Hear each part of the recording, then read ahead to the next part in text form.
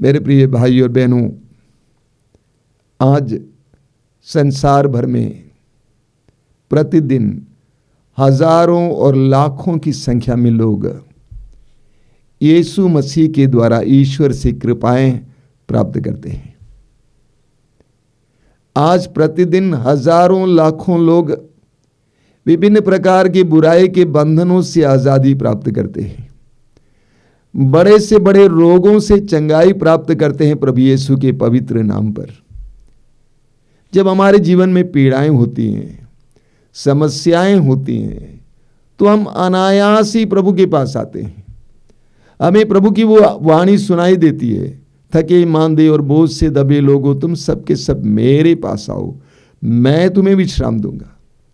और हम अपने जीवन के थकान के समय, बोझ के समय प्रभु के पास जाते हैं और प्रभु से कृपाएं प्राप्त करते हैं, चंगाई प्राप्त करते हैं, बड़ी बड़ी चंगाइयाँ, बड़ी बड़ी कृपाएं।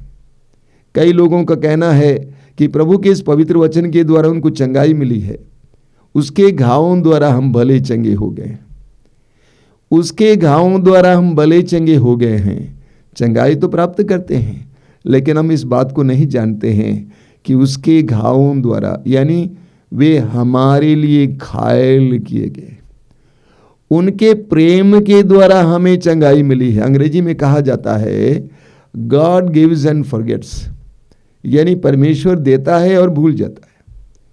मैन गेट्स एंड फॉरगेट्स, यानी मनुष्य पाता है और भूल जाता है। अक्सर यही होता है, हम प्रभु के पास जाते हैं, कृपाएं प्राप्त करते हैं, भूल जाते हैं, इस सत्य को भूल जाते हैं कि प्रभु हमको प्रेम करते हैं।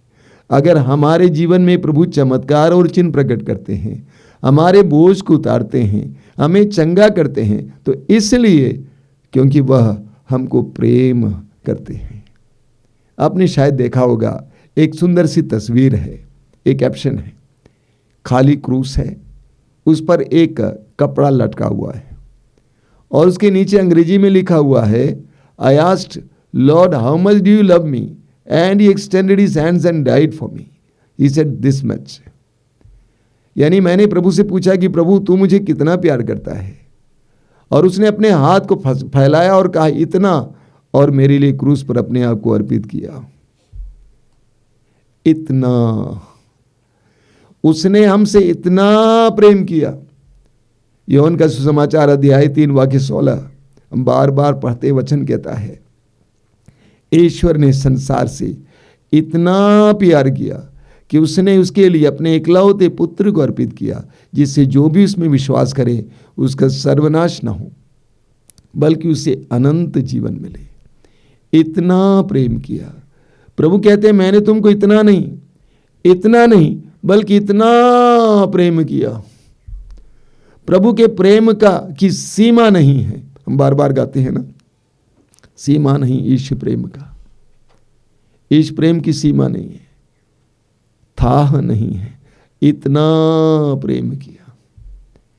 यूहन्ना के पहले पत्र के अध्याय 3 वाक्य 1 में संत यूहन्ना लिखते हैं, देखो पिता ने हमें कितना प्रेम किया, देखो पिता ने हमें कितना प्रेम किया।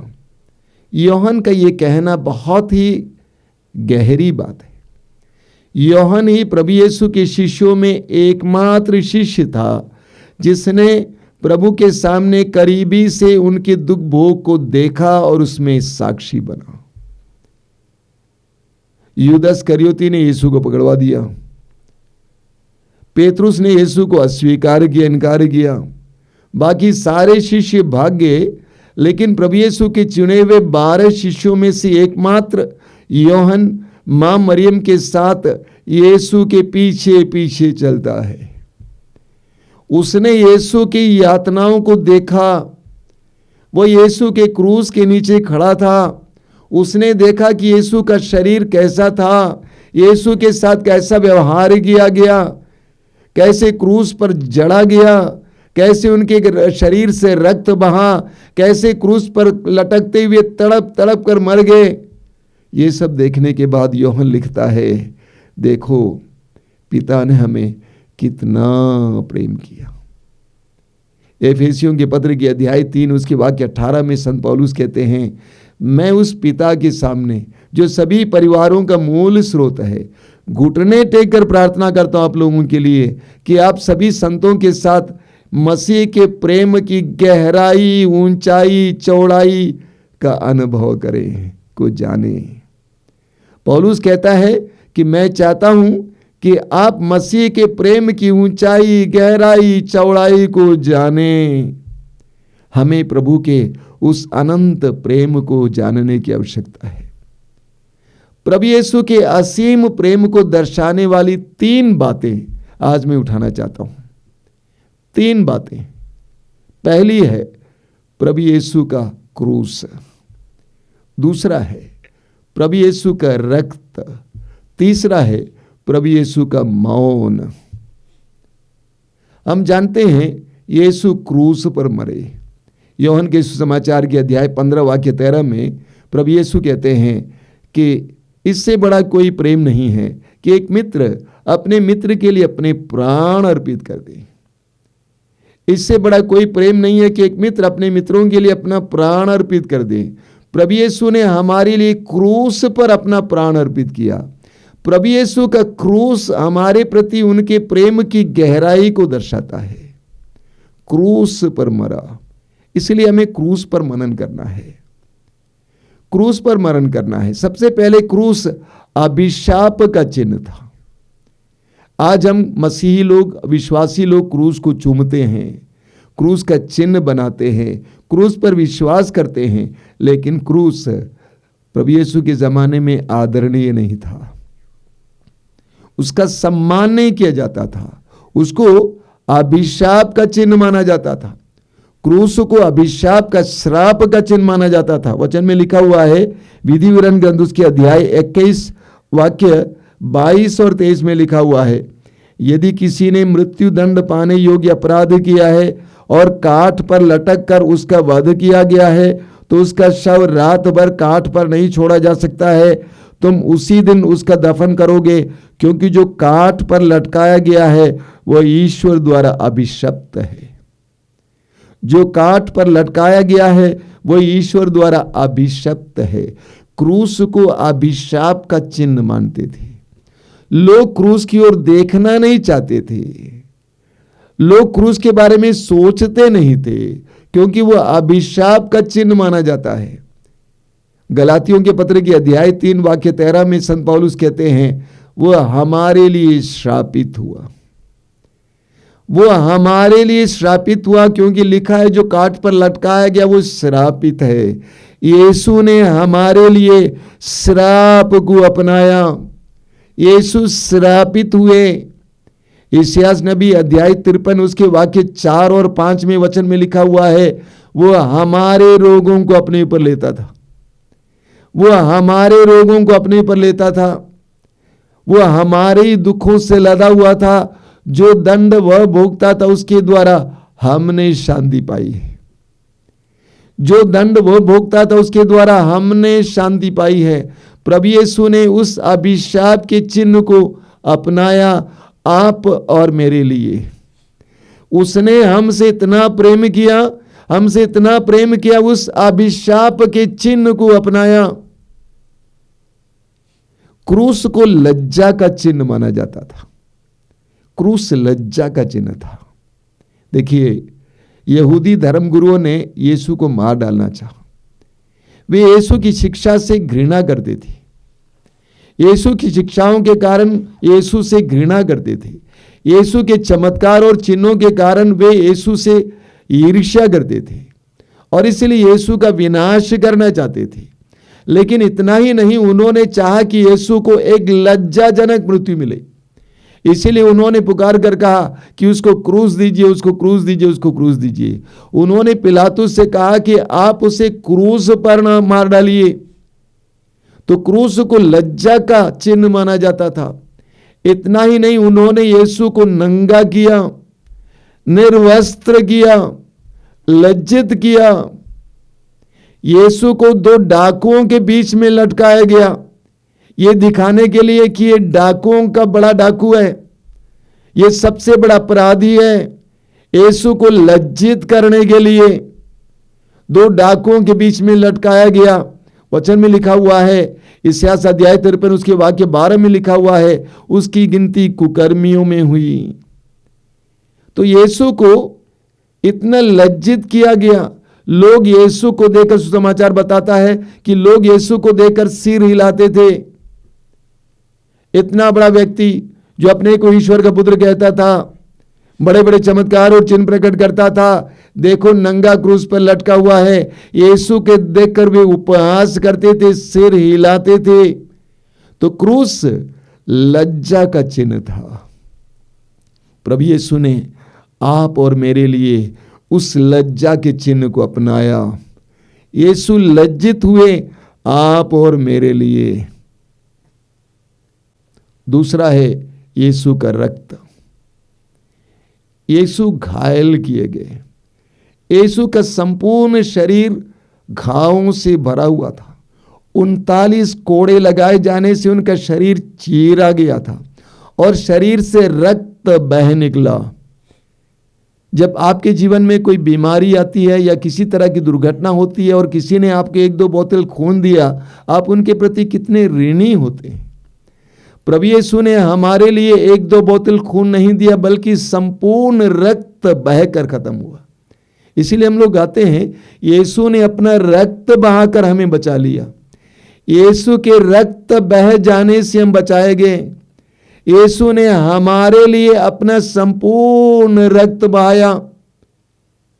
उनका शरीर तड़प रहा था, रक्त के अभाव में तड़प तड़प कर वो मरे।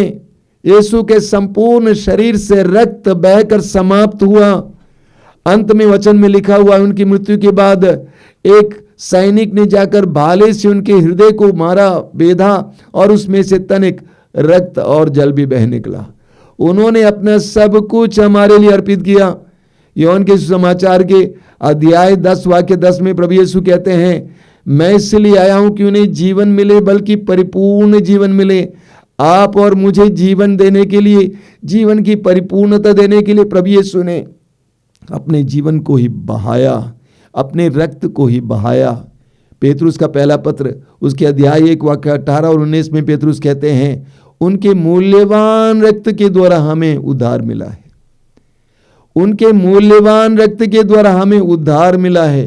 तो प्रभु यीशु का पवित्र रक्त, निर्दोष रक्त जो हमारे लिए बहाया गया, हमारे प्रति उनके प्रेम की गहराई बताता है कि उसने हमसे कितना प्रेम किया। तीसरा है यीशु का मौन। प्रभु यीशु ने सुसमाचार के द्वारा लोगों को समझाया। चारों ओर घूम घूम कर 3 वर्ष लगातार उन्होंने सुसमाचार सुनाया ईश्वर के राज्य के बारे में। लेकिन उनके दुख भोग के समय हम देखते हैं कि प्रभु यीशु पूरी तरह से मौन थे। प्रभु यीशु का वो मौन हमारे लिए एक बहुत बड़ी शिक्षा है। वे मौन थे, चुप थे। पेतरुस कहते हैं, जब उनको सताया गया था, पेतरुस कहते हैं पहला पेतरुस अध्याय 2 में उसके वाक्य 22 और 23 में, उन्होंने कोई पाप नहीं किया और उनके मुख से कभी छल कपट की बात नहीं निकली। जब उन्हें गाली दी गई तो उन्होंने उत्तर में गाली नहीं दी, और जब उन्हें सताया गया तो उन्होंने धमकी नहीं दी। उन्होंने अपने को उस पर छोड़ दिया जो न्यायपूर्वक विचार करता है। प्रभु यीशु निर्दोष थे, निष्पाप थे, उनके मुंह से कोई शब्द नहीं निकला। पूरे उनके दुख भोग के समय हम देखते हैं कि प्रभु ने एक सिपाही से पूछा, तुम मुझे क्यों मारते हो, वरना कहीं भी कोई आवाज नहीं सुनाई देती है। मौन होकर प्रभु सहे।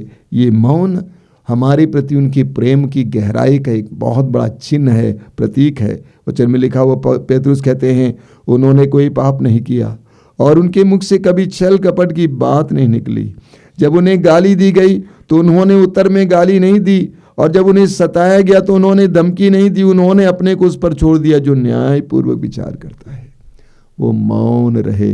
इसायाह नबी के ग्रंथ के अध्याय 53 उसके वाक्य 7 में हम पढ़ते हैं, 7 में लिखा हुआ है, वो अपने पर किया हुआ अत्याचार धैर्य से सहता गया और चुप रहा। वध के लिए ले जाए जाने वाले मेमने की तरह और ऊन कतरने वाले के सामने चुप रहने वाली भेड़ की तरह उसने अपना मुंह नहीं खोला। वो मौन रहा, वो बड़बड़ाया नहीं, वो बुनबुनाया नहीं, वो कुड़कुड़ाया नहीं, बल्कि मौन होकर सब कुछ सहता रहा। ये मौन हमारे प्रति प्रभु के उस असीम प्रेम का एक बहुत बड़ा संकेत है, चिन्ह है। मुंह नहीं खोलते हैं, चुप रहते हैं, चुपचाप सह लेते हैं। जो विश्वासी यीशु के उस मौन को देखता है, गहराई से देखता है, वो यीशु के उस असीम प्रेम को पहचान पाता है, अनुभव कर पाता है। मेरे प्रिय भाई और बहनों, हमें बराबर ये याद करना है कि प्रभु ने हमें कितना प्रेम किया। प्रभु ने हमें कितना प्रेम किया। गलातियों के पत्र के अध्याय 2 उसके वाक्य 20 के अंतिम हिस्से में पौलुस कहते हैं, इस शरीर में मेरे अस्तित्व का एकमात्र प्रेरणा स्रोत है ईश्वर के पुत्र पर विश्वास, जिसने मुझसे प्यार किया और अपने आप को मेरे लिए अर्पित किया। पौलुस कहते हैं कि मेरे शरीर में अस्तित्व का, मेरे जीने का एकमात्र कारण यीशु मसीह पर विश्वास है, जिसने मुझसे प्यार किया और मेरे लिए अपने आप को अर्पित किया। हर विश्वासी को इस सत्य को जानना है कि प्रभु ने आपको कितना प्रेम किया, प्रभु ने आपको कितना प्रेम किया, और प्रभु ने आपके प्रति प्रेम के कारण क्या क्या नहीं किया। ये बताइए, क्या संसार में कोई ऐसा व्यक्ति है जिसने आपसे इतना प्रेम किया और आपके लिए इतना कार्य किया है? कोई नहीं होगा। यीशु ने अपने आप को हमारे लिए अर्पित किया। हमें सत्य को भूलना नहीं चाहिए। एक बहुत सुंदर गीत है, प्रभु ने तुमको प्यार किया, ए भाइयों याद रखो। प्रभु ने तुमको प्यार किया, हे बहनों याद रखो, मत भूलो। आइए हम उस गीत को गाएंगे।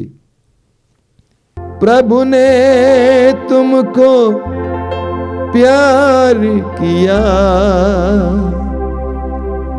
हे भाइयों याद रखो। प्रभु ने तुमको प्यार किया, हे बहनों याद रखो।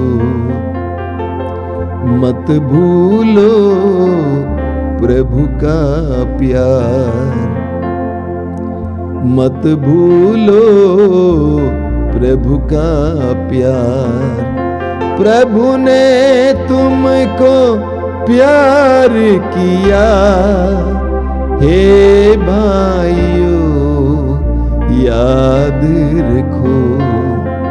प्रभु ने तुमको प्यार किया, हे बहनों याद रखो।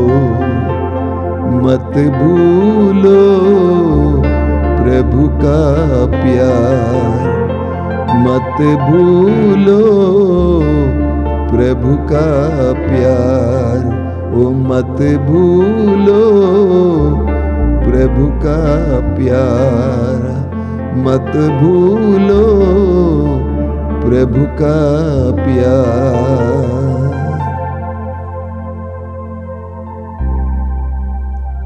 प्रभु यीशु धन्यवाद देते हैं तेरे असीम प्रेम के लिए, तेरे अथाह प्रेम के लिए जो तूने अपने क्रूस के द्वारा हमें दिखाया है। प्रभु यीशु हम कितने स्वार्थी होते हैं। हम अपने काम के लिए तेरे पास आते हैं, लेकिन तेरे प्रेम की गहराई पर मनन नहीं करते। तेरे उस असीम प्रेम की गहराई पर मनन करने के लिए हमें कृपा दीजिए यीशु। तेरे एक एक घाव, एक एक बूंद रक्त पर मनन करने के लिए हमें कृपा दीजिए यीशु। तेरे इस पवित्र क्रूस पर मनन करने के लिए हमें कृपा दीजिए यीशु। तेरे इस पवित्र मौन पर मनन करने के लिए हमें कृपा दीजिए यीशु। धन्यवाद यीशु, धन्यवाद। तेरी स्तुति, तेरी महिमा, तेरी